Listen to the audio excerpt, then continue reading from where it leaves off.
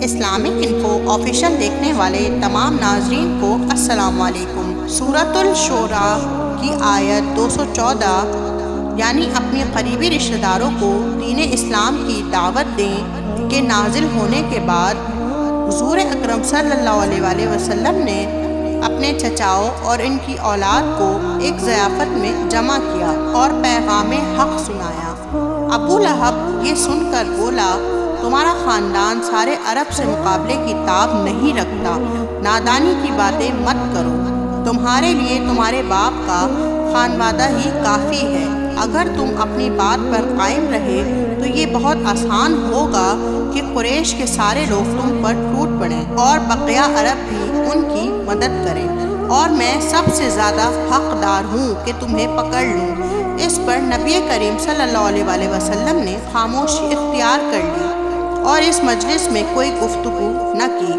کچھ عرصے بعد حضور صلی اللہ علیہ وآلہ وسلم نے ان سب کو دوبارہ جمع کیا اور اللہ تعالیٰ کی حمد و ثنا کے بعد اپنی رسالت کا اعلان کیا، لیکن اہل خاندان نے بات سنی انسنی کر دی اور کسی بات کو قبول نہیں کیا۔ قرابت داروں کو تبلیغ کے حکم پر جب عمل درآمد ہو گیا تو سورۃ الحجر کی آیت نازل ہوئی، 100 سنادے کھول کر جو تجھ کو حکم ہوا اور دھیان نہ کر شرک والوں کا۔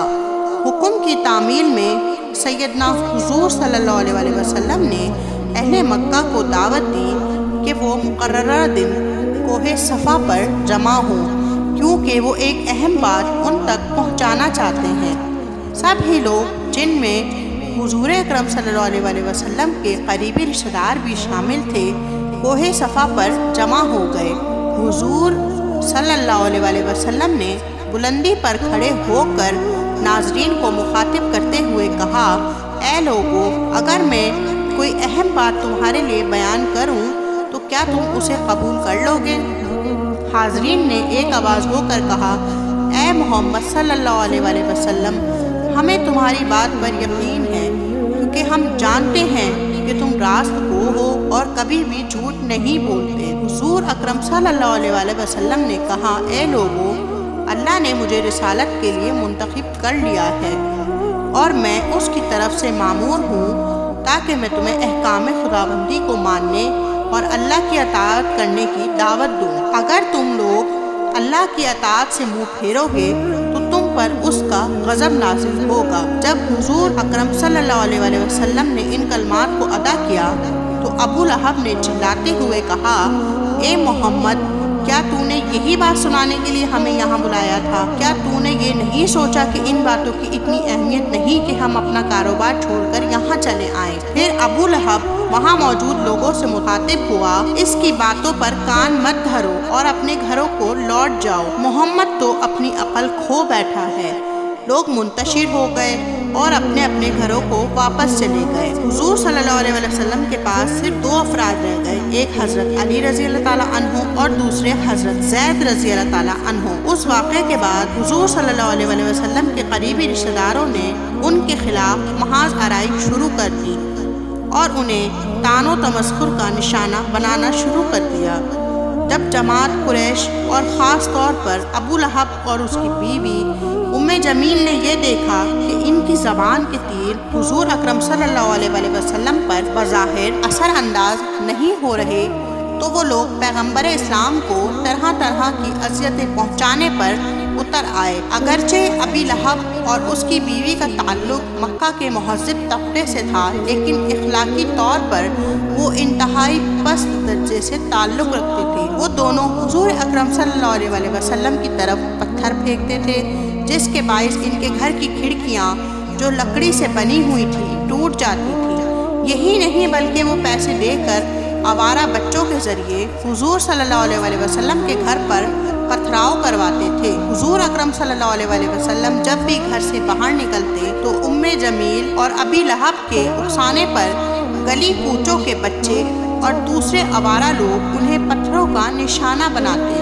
جس سے نبی کریم صلی اللہ علیہ وآلہ وسلم کے سر اور چہرے سے خون بہنے لگتا۔ حضور صلی اللہ علیہ وآلہ وسلم اپنے دامن سے خون پونچھتے اور جب گھر واپس پہنچتے تو حضرت خدیجہ رضی اللہ تعالیٰ عنہ اس حال میں دیکھ کر دکھ بھرے لہجے میں پوچھتی، یا محمد صلی اللہ علیہ وسلم، کیا آج بہت رنج اٹھایا ہے؟ وہ جواب میں فرماتے، اے خدیجہ، جب انسان یہ جان لے کہ وہ کس مقصد کے لیے اور کس کی خاطر رنج اٹھا رہا ہے تو اسے دکھ اور درد کا احساس نہیں ہوتا۔ ابی لہب کی بیوی حضور صلی اللہ علیہ وسلم کی راہ میں نوکیلے کانٹے بچھاتی تھی تاکہ وہ ان کے پاؤں میں چبھ جائیں۔ حضور اکرم صلی اللہ علیہ وسلم کے خاندان والوں نے انہیں اتنی تکالیف پہنچائیں کہ ایک دن دل برداشتہ ہو کر خدا کے حضور عرض کیا، اے اللہ، تو بہتر جانتا ہے ان میں سے کوئی بھی تیرے دین کو قبول کرنے کو تیار نہیں۔ اس موقع پر اللہ تعالیٰ نے اپنے حبیب کی دل جوئی کی۔ ابی لہب نے جب یہ دیکھا کہ سیدنا حضور صلی اللہ علیہ وسلم حق بات کہنے سے نہیں رکتے تو اس نے کمینگی کی انتہا کر دی۔ حضور صلی اللہ علیہ وسلم کی دو صاحبزادیاں حضرت رقیہ رضی اللہ تعالیٰ عنہ اور حضرت ام کلثوم رضی اللہ تعالیٰ عنہ ابی لہب کے گھر بیائی ہوئی تھی۔ انہوں نے حضور صلی اللہ علیہ وسلم کو رنج میں مبتلا کرنے کے لیے اپنے دونوں بیٹوں سے انہیں طلاق دلوا کر باپ کے گھر بھیج دیا اور کہلا بھیجا کہ ابو لہب کے بیٹوں کو یہ زیب نہیں دیتا کہ ان کی بیویاں محمد جیسے شخص کی بیٹیاں ہوں، کیونکہ آج محمد تمام لوگوں کی نفرت اور مذمت کا شکار ہے اور ایسے شخص کے ساتھ تعلقات رکھنا مکہ میں شرم کی نگاہ سے دیکھا جاتا تھا۔